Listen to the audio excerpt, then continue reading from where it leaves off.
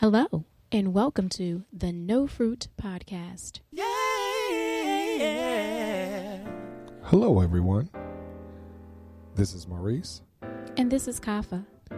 We thank you for tuning in today. Please be sure to like, share, and subscribe.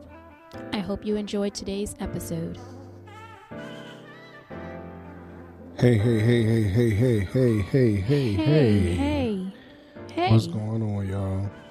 What's going on? So, we're going to jump into this today. As you well know, we've been doing this political thing for the last couple of weeks. You know, and we're getting very, very close to this election. Well, the election's already started because you placed your vote. Yeah, well, technically, I guess you're right. It's about to end, right. I guess.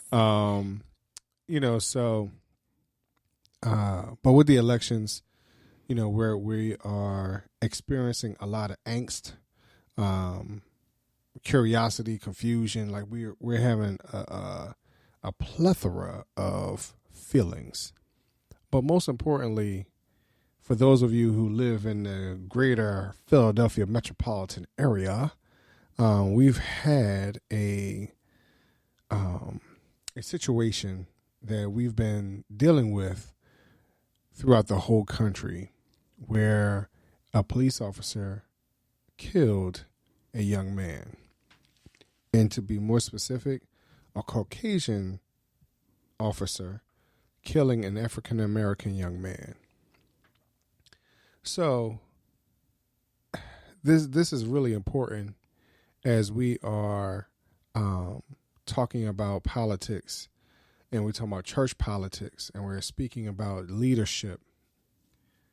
At this point in time, you know, as I'm looking at the news, I'm looking at the possibilities that some of our religious leaders can have through this moment.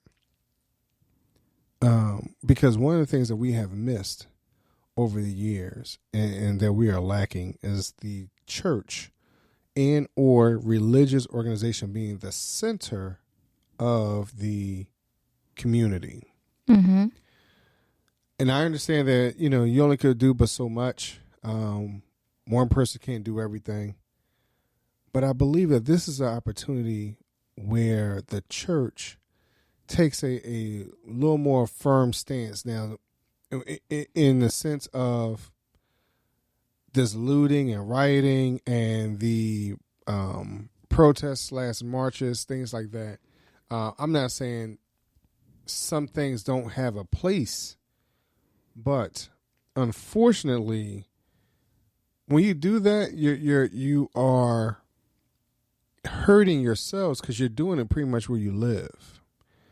And I think this is where our religious leaders should step up a little bit more and just do a cry. Just, hey, don't do this. You're tearing up where you live. You're tearing up where your people work. You're tearing up where your people, you know, go to school and get your hair done and things like that. You know, where you know, you want to get out so badly, but you keep tearing up the places that you were going. You know, so I think that in this situation, our leaders, and I don't know how, you know, if I'm saying it loosely or, you know, I'm not 100% sure as of today, but I think our leaders need to be more present. Mm-hmm. I think our pastors need to be a little more present now. And here's where I'm saying pastors. Go ahead, Kav. I just want to say that, you know, there is a difference between, I think, the political scene and what's happening with the election and somewhat this incident that happened. I think within this incident, for those that want to Google it and see what's going on, you can. I don't want to call out names and all those things, but something happened in Philadelphia, as Maurice said, and it was in the West Philadelphia area. And those who know us, we know that we both were born and raised in West Philadelphia. Yes. We still have family members who live Very in that much so. area. We still have friends who live in that area. Very much so. I mean, it's to the point where my family and friends who no longer are in this area that grew up with me have reached out to me this week because they're hearing about it on national news. So, Right. Perhaps you've heard about what's been going on, but they are two separate things, and it's two different types of unrest and unsettling within society, within our civilization, with it coming to the political scene and what's being brought up with those who are trying to go out and vote, and how they're being bullied and pushed away from voting. And then we have this other incident that happened Monday at 3:00 in the afternoon, broad daylight, where an individual was shot and killed in front of his family. So I think those are two different things. And then the fact, how do we as believers, how do we as church leaders, how do we as Maurice is saying, pastors, how do we confront this? How do we address this? How do we move past this in a positive way, in a biblical way, in a godly way? So when it comes to protesting and marching, people have done that. The churches did that. Our leadership in the past has done that. And at one particular time, it made sense. I was talking to my daughter this week about it because she had some classmates that lived very close to that area, and they discussed it in class.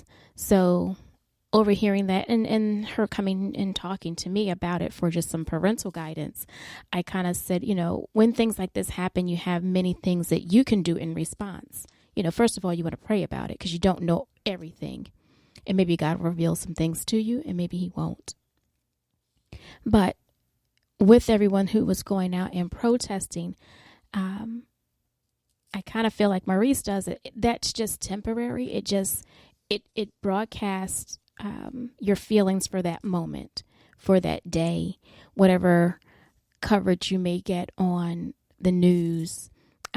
It just kind of lasts for that moment. But I asked her, well, what do you do next?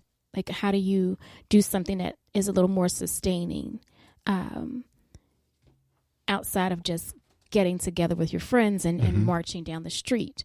Again, the looting is something totally different, especially when you are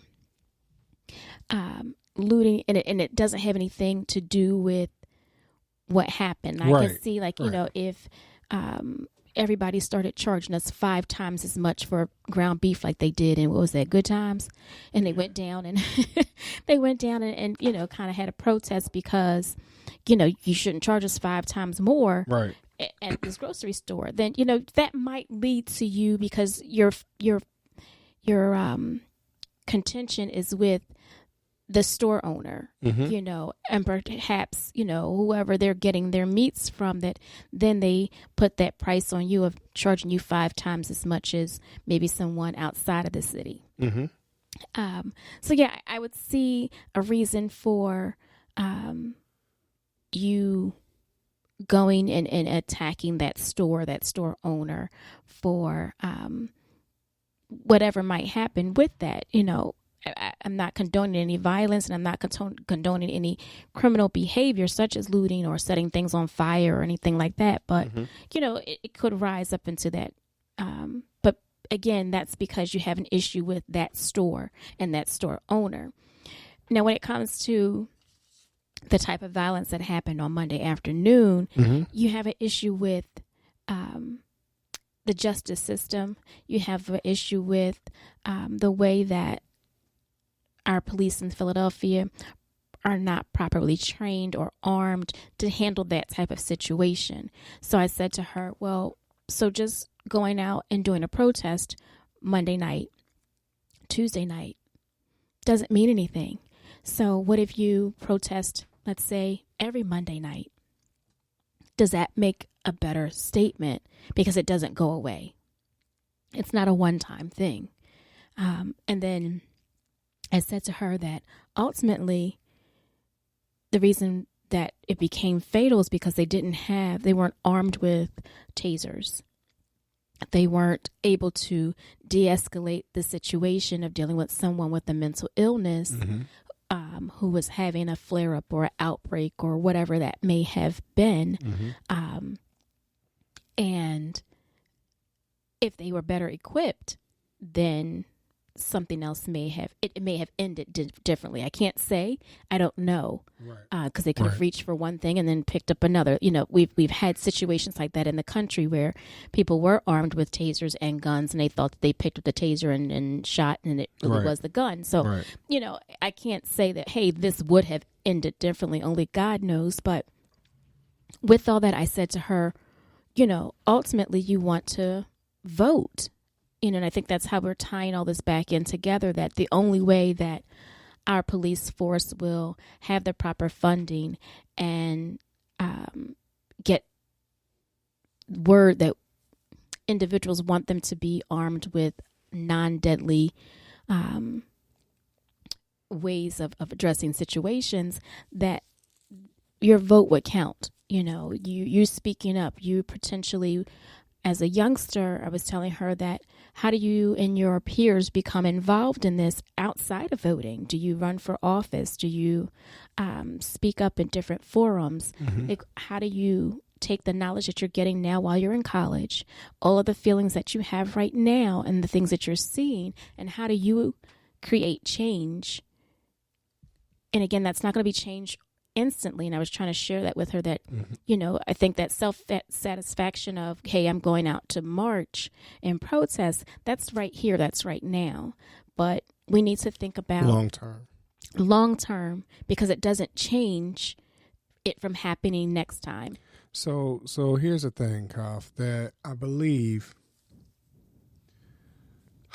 you know, as you're talking about the making a change with a store that's in the neighborhood, like you said, the ground beef scenario, right? Yes. Of being overcharged and things like that. Just even in a scenario of just us. I mean, like you said, we grew up in the inner city, which we did. But we decided that we didn't want our kids to have that experience. So we changed it up a little bit where we're in the suburbs, quote unquote. And just so you know, we moved out here before having kids and before having a family, so I don't know necessarily that I thought about it in that perspective. But well, for me, and let me just give a little history. You know, and Kafa knows this, that my mom, when we were growing up, my mom had always put in my mind, hey, we're going to move outside the city. We're moving on up. You know, and I don't want to say exactly where, because I don't want to get them no props and nothing like that. But, you know, my mom kept, she was really, really pounding it in our heads. So when we had gotten married and we were looking at houses and things like that, that was one of the things that was in my mind, that, hey, you know, if this is where we're going to be, and just so happened the house was purchased before we were married, but if this is where I'm going to be long term for the rest of my life, you know, in reality, the house itself was only 3 blocks away from where my mom was talking about moving to. So in my mind, I was close. I was getting there. You get what I mean? And eventually I ended up living in that zip code, you know, in that little town. So, you know, to some degree, in what my mom put out there, you know, it was achieved. But in reality, when it comes down to making a protest or a statement with this one store, which is on such a smaller scale, is one thing. But I think when you're trying to fight the system, is something else. And one of the reasons why I guess in this situation of trying to hold the religious leaders a little more accountable, like I said, one, because of, you know, who they were supposedly put out there as, or what's always been looked at them, you know, as far as being this almost a quote unquote spokesperson for the community when it came to, though, like they were the liaisons almost between the people and the government to some degree. You know, but as I'm watching them now, you know, it definitely shows how much has changed, but also in that change, there are some things that still stay the same. Mm-hmm. Some people still view them in that manner, but I don't know if all of them or most of them even want to take on that mantle, want to take on that responsibility. And the other reason why, for me personally, I'm looking at the pastors, because in a lot of cases right now, you have members who are transplants. You know, either they moved from someplace else, or they were in their community originally and then they moved out. You know, so how invested are people, you know, in that community? And unfortunately, I think the pastor kind of is like the last line of defense for that community.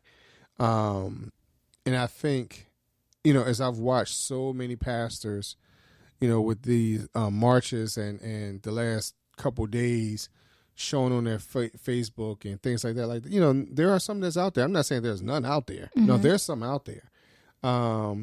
But it's funny to talk to others who think that even some of those that are actually out there are out there for the photo op. They're not out there for the right reasons. For the right reasons. You know, so it's a lot of different things out there, and a lot of vibes and feelings. You know, and it's just interesting that, and I understand that marching and protesting is not everybody's vibe. It's not everybody's flow. Again, for me, you know, walking outside, you know, blocks and blocks on end, I understand the purpose of it, but I do believe that there's actually work at the table that needs to be done. But you have to get to the table. And sometimes the walk, sometimes the walk can get you there, but then there's other times where it's like, hey, you need to find that person that's in the room to get you to, you know, in. Because sometimes that walk shows that, you know, people can be rebellious or unruly, and sometimes people that holds the power, they don't want to be associated with that. They don't want to hear that. Mm-hmm. I think, like you said, you know, overall, it's a systematic issue, and it's a systematic changes that need to occur. And what's the best way to fight a system is perhaps with another system. So is that what I guess you're stating is perhaps if the system of the black churches, like where's the black clergy, where's that system or that organization, and how do they come together to address the needs, the wants, the issues within the Philadelphia judicial system or just the policing system as a whole, or even within sections, you know, like, okay, can we say these certain police precincts, we're going to work hand in hand with them. And I think at one time it was a better connection between the police and the community when we had POW. You know, the police athletic league. Right. I don't see those anymore. You know, people would go to the police station not for issues and problems. Like, you would go for help, you know, if you needed activities and things to do, or if you needed food and things like that, you know, outside of the church. But really don't see that too much. I mean, even out here, every police station, well, not police station, I guess every fire station has a hall. You know, and what are they doing with that to aid the community and to provide things for the youth? I mean, even our youth within our household have said there's nothing for us to do as teenagers. Right. There's nowhere for us to hang out. There's nowhere for us to congregate. Right. We don't want to hang outside, you know. So there's nothing for us to do. And I think that is why social media came about. I think that's why video games are, you know, popular and all that, because there's nothing else for them to do. They're not outside at a basketball court and double dutch. Like, you know, there's not that many basketball courts. And when you do hear about them or see them, then, you know, 9 times out of 10, sometime within that year, there was an issue on the court. Mm-hmm. And it's not just a fist fight. Hey, we didn't like the way the game ended, or that was a rough house, Right. play. It's a little bit more to it than that. I mean, just again, within West Philadelphia area, because my ears perk up because, again, born and raised in that area. Mm-hmm. How many people were shot, within the last 5 years on a basketball court in West Philly? Right. I mean, hey, there's a whole TV show and song about, hey, West Philadelphia, born and raised. Right. On the playground is where I spent most of my days, so, and it goes on, and it talks about, hey, something popped up and they had to move out of the area because something jumped off at the basketball court. So, again, where are those leaders, church leaders, as well as if the police want to be leaders, then they have to do that more than just within their uniform with a weapon in hand. Mm-hmm. So somehow, somewhere, I guess the two need to come together and make this work. So how do you make it work when, they keep screaming, defund the police? And again, I think my perception of what defunding the police means is do better budgeting with them. Again, there's no police athletic league. What types of programs are the police doing that will build better communities, will build better citizens? I know I don't hear a lot about in the city, but I mean, in the county, they have cadet programs. Mm-hmm. They do training so that people know what to do if you get stopped by the police. They're encouraging young people from the age of 14 to become police officers. And again, those cadet programs do that. A childhood friend of our son's, participated in one of those programs. Mm-hmm. So I think, but that has to be funded. Right. How do you fund that? And I think that's the thing. Like, how can you change the funding streams and where the funds go? I mean, our police out here drive nice brand new cars. Right. They have well-equipped cars with cameras two in the front or two in the back and one in the front, so there's a lot of things that they pay. I mean, and they're transparent. We can go right on their website and see how much they are paying for those things, but they're paying a whole lot. Mm-hmm. Now, within Philadelphia, I don't know what they're being paid and what equipment they have, but I don't see the cameras on their cars like I see in the county. Right. I don't see nicer cars, newer cars. I mean, Challengers and Chargers and, nice cars out in the Philadelphia area. I mean, recently they got some new things, but for the longest time they were like, they were still doing the old Crown Vics. Yeah, right. So just recently they came upon some newer things, but it's still not top notch. And, they have a hard, thing to do in reference to massively controlling that whole city. Mm-hmm.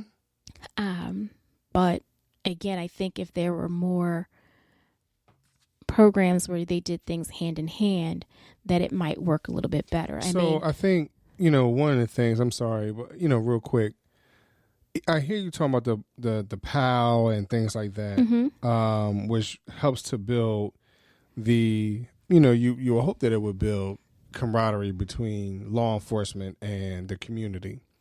But also as you're looking at some of these other organizations, again, coming from the inner city to the suburbs, I mean, the programming overall is different. What's available to the kids is different. Right. Or has been different. And and I don't want to say that, hey, they care about the kids more in the suburbs, because I would say that is a give or take thing. But it all depends on the teacher itself. But, there's a lot more that's been available to my children than when I listen to other people, where their kids are actually in, public school in the city of Philadelphia, versus those that's in public school in the suburbs is a lot different. So, before we get to the real relationships between, just the cops, but even with, teachers and, I think overall it's just what's happening is really a byproduct of how those that have been suppressed and oppressed over years are finally getting to a point of just we're cracking to some degree. Mm-hmm. And unfortunately, our attention has been more on police brutality than it has been on anything else. And I know that we as a people, and we're, for those of you who don't know yet, Kaf and I are African American. For our own people, we have to do a better thing of policing ourselves. We have to do a better job of even parenting our kids overall. And through this pandemic, I'm hearing more and more parents who's getting more frustrated with teaching the kids, and hey, the kids will be taught by you and not by me and things like that. Well, it's just interesting because I remember being at home with my parent, my grandmother, and my aunts and uncle or whatever, and them sitting me down at the table, making me do homework and do workbooks and things like that. So, So for me to sit here and say, hey, like that should be all on the teacher, like I didn't grow up in that situation. So that part I don't understand. And then in a church, I'm sorry, real quick. And then in the church, I grew up in a situation where, and I'm pretty sure this is a lot of churches across the city of Philadelphia. There's a lot of teachers in those churches. So what are the teachers doing even in those churches? That are teaching the kids and the adults, not just Bible study, but just, regular decorum. Hey, good morning. How are you? Today, those type of things. Smile when you speak, things like that. So I think there's a lot of things that's being missed overall. And in that, as I'm stating, some of that comes from our religious leaders to say, hey, we need to get a better grip on what we're doing with our community. So that's where I'm kind of going. I'm sorry, baby. What were you about to say? No, I was going to say, I think parents are commanded in some fashion, in some method, and that we should train up our child in the way that he should go. Mm-hmm. It doesn't say the teacher should train them up. It Right. doesn't say that the pastor should train them up, So we have to have that understanding that God bless us with children and that we have a duty unto them to train them up. And that goes from their education, from their moral standards to their religious beliefs and on and on. So yes, we as parents need to do what we're supposed to do. And then, like you said, Maurice, we as a people need to do what we need to do and hold each other accountable within our communities. And then I think perhaps the world would be a better place. I think that's key. But I think it's hard to hold each other accountable if we weren't trained the right way. Mm-hmm. If we don't know, if we all don't value the same thing. Right. If we don't all deal with issues the same, then it's hard for us to come together as a community to check one another. Right. Because it becomes an issue. Like, again, back in the day, Miss Susie on the block could certainly come to me and tell me that I wasn't acting correct and that I wasn't acting ladylike or whatnot, and then go and tell my grandfather or my father about what I was doing. And then I'd be on punishment for a week and couldn't come outside and those types of things. But my father or my grandfather wouldn't go to Miss Susie and say, mind your business, who are you type thing. And that's one of the things that we keep getting caught up in right now. So, the old African proverb says it takes an entire village to raise a child. So all of us together have to come and raise up the generation. And I think that's where we're kind of missing some things that kind of have gone away. I want to be in my house and you can be in your house, and what goes on in my house doesn't have impact or affect your house, but it does. And I think that's what people don't understand. If we my are neighbor connected. burns chicken, it impacts me.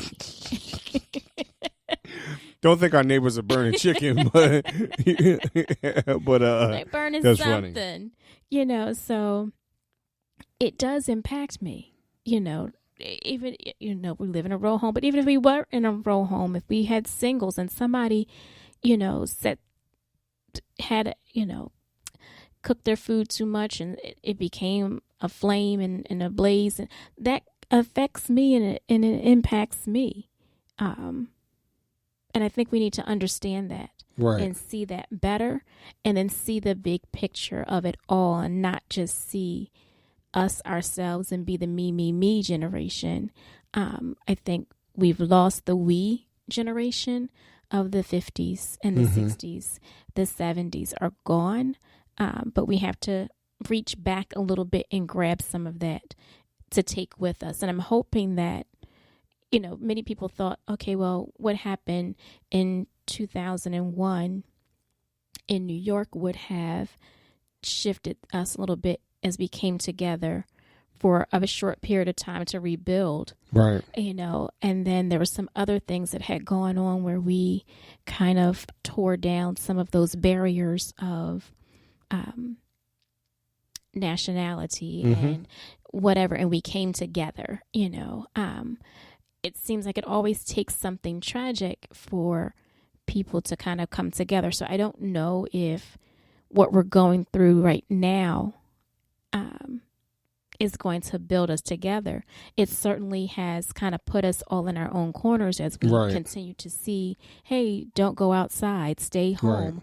Right. Those stay home orders are coming out again. I saw some on Facebook, and social media. So, we keep being told to stay home. All through the news today, it was, oh, don't go spend time with your family members this holiday season. It's not going to be safe. So again, we're being forced to be a little more isolated. But again, I think that somewhere, somehow, we have to come together and forge through this. I think some of the, when you think about being separated, sometimes it's better to divide and conquer mentality. But I also believe that, unfortunately, people are not taking heed to the parameters of just whatever's going on with COVID-19. Like, it still hasn't gone away. And I think we're so caught up in what everything else is going on, as they've been deeming many of these gatherings as super spreaders. And the super spreaders are not, it's not helping the situation either. And that's what I mean by, are we really listening to what's going on? Are we paying attention? Are we taking heed to what's going on? People are saying again, I keep seeing this on social media right now, like, these are the last days. And I spoke to someone about that, like, hey, what I spoke to a local pastor, like, hey, do you think these are the last days? He said, well, it's been the last days since Jesus left. Right. So it has, especially for those that have followed history like myself, like, I don't believe that these are the last days. I kind of agree with him that every day was the last day since Jesus left. So are we living each day to the fullest, to his glory and his honor, to magnify him? Are we, even I know we're going through this, social injustice piece, are we, seeking, because someone had put up on Facebook too that, hey, before we get through all that, like, are we praying first? What are we doing first before we go outside and start everything that's going on? So, so this is where, like I said, for me, and Kav, I understand where you're coming from, that, hey, it does come from the parents, and from our upbringing, But sometimes because though at this point in time, the parents don't have the same type of respect, anymore. The kids I are don't kind think of. anyone has that level of respect from. Yeah, you're right. You're right. You're right. Anywhere around. The teachers are not respected. We hear stories, when students were in school, how they're fighting their teachers, physically fighting their teachers. Right. I don't think that, obviously, which happened recently, that our police are respected to that magnitude, where they're kind of revered at some point, looked at as heroes. Mm-hmm. I don't think that they have that as much. I don't think that doctors or lawyers have that. And most definitely right now, as we're, like you said, we're in this political system, that our president of the United States or our Senate or our local state reps, I don't think that they're looked at and revered as highly as they once were. No, you're right. You're right. So that's just where we are. And we have to, again, like I said, get back to a point where we feel better about ourselves. Mm-hmm.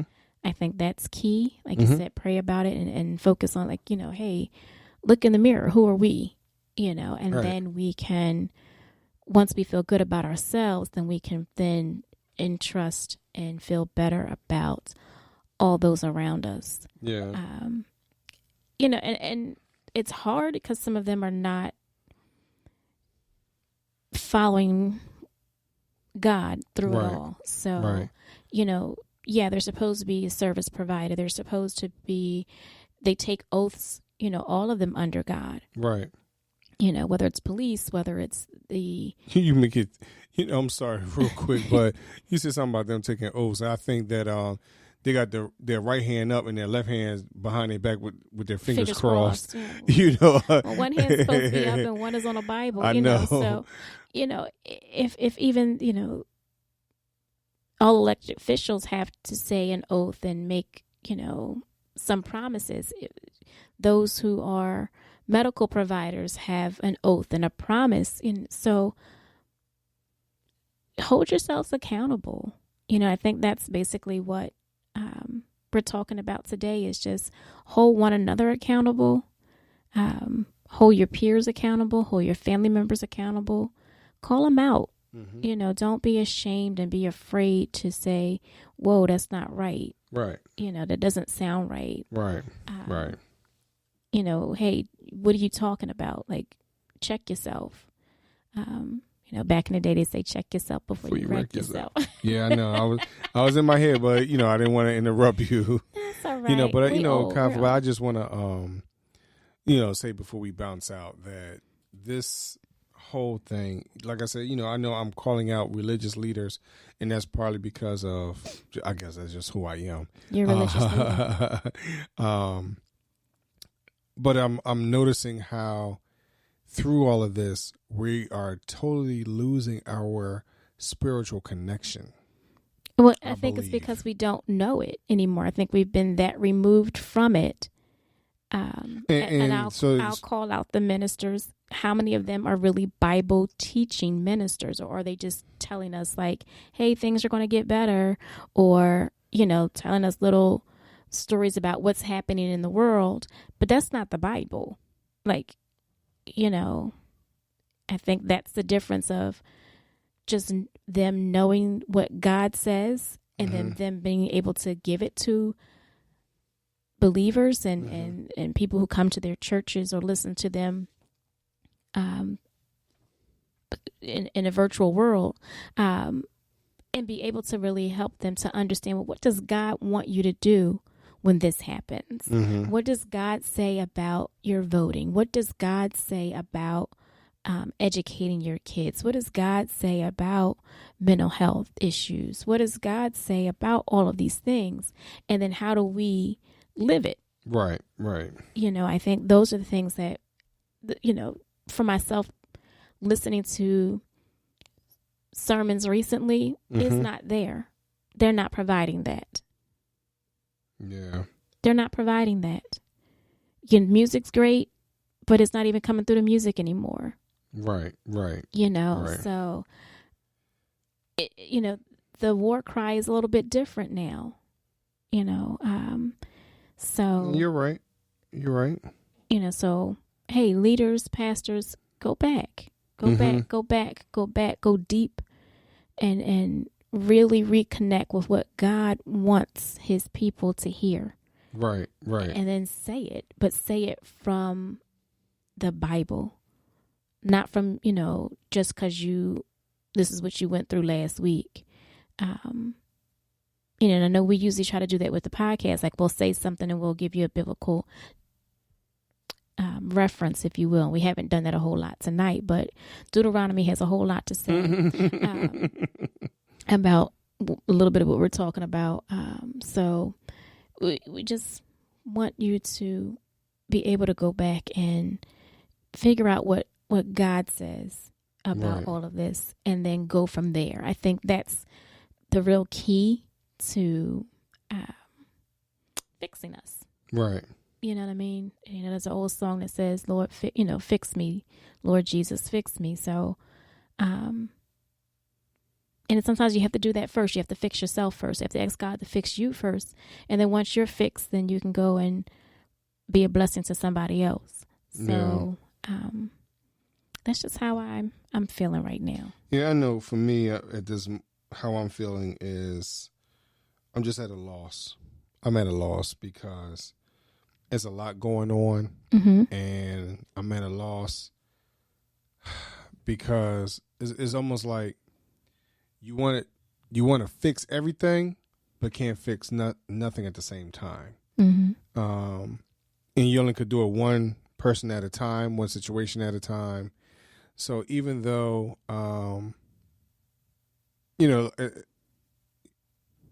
saying, hey, this group of people speak out, but as Kafa is saying, like, all of us need to speak out. All of us need to police ourselves. All of us need to make a change. All of us need to take a look at it in the mirror when it really comes down to it. And when we're saying all of us, literally all of us on this planet, and understanding that, for those of you who believe that the end is near, then if this is what it's going to be about, then get yourself together. You get what I mean? Because we don't know the day nor the hour, and that goes for any of us. And we're not talking about just the rapture, and him coming back and things like that, but just even when we die, period. Do you have your house in order? Are you, what's going on? So, just everybody, just kind of, again, police yourselves, be more of a positive role model, and just try not to, and also last thing, make sure that as we are speaking about these type of things, that we're doing our research. Because before I made this statement, asking about the pastors, I did my research, especially those that are my friends on Facebook. I looked at their videos and things like that. Again, it's one thing to be out there in the street, in which I understand, sometimes you have to show, but when you really look at it and say, hey, there's literally a church on every corner, so how come there aren't more pastors out there? Right.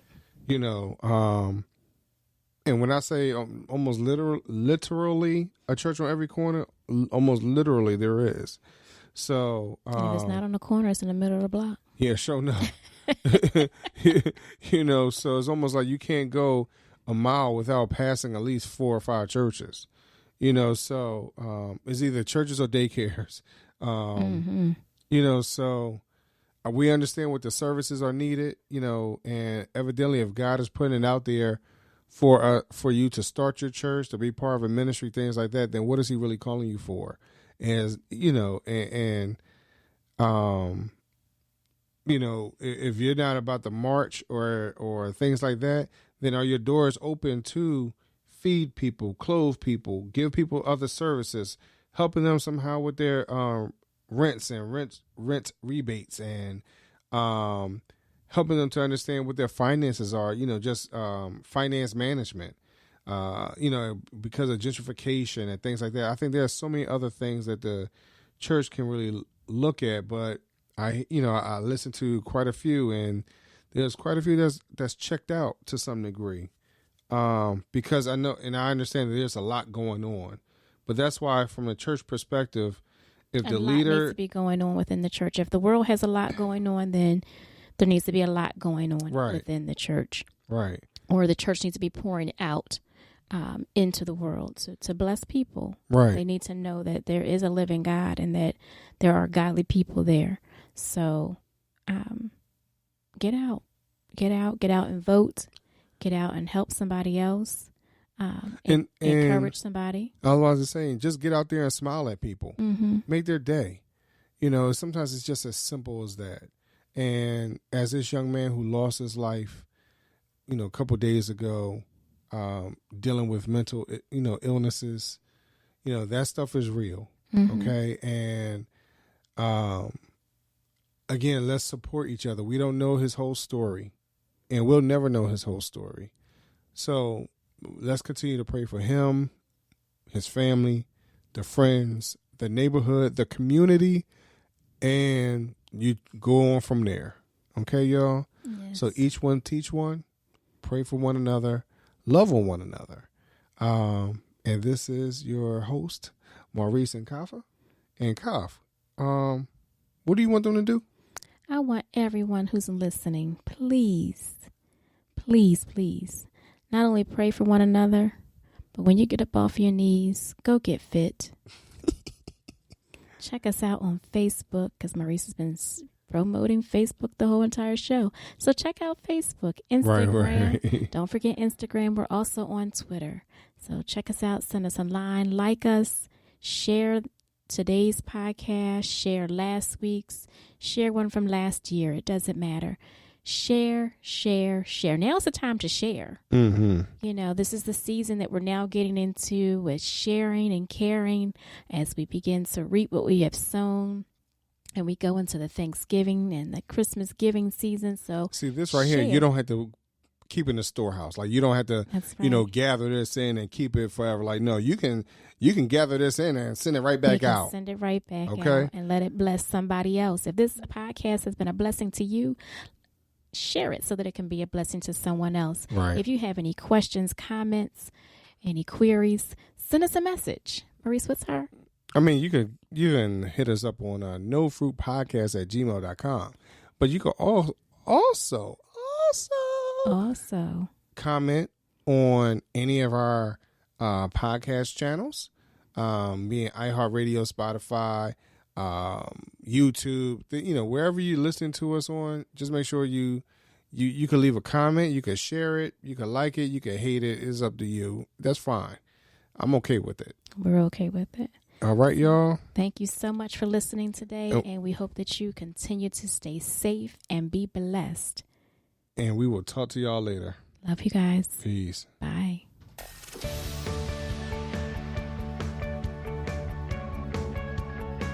This week's episode has come to an end. But the fun doesn't have to stop here. If you have any questions, suggestions, or feedback, head over right now to Twitter and Facebook and like, share, and get involved. Join us next time.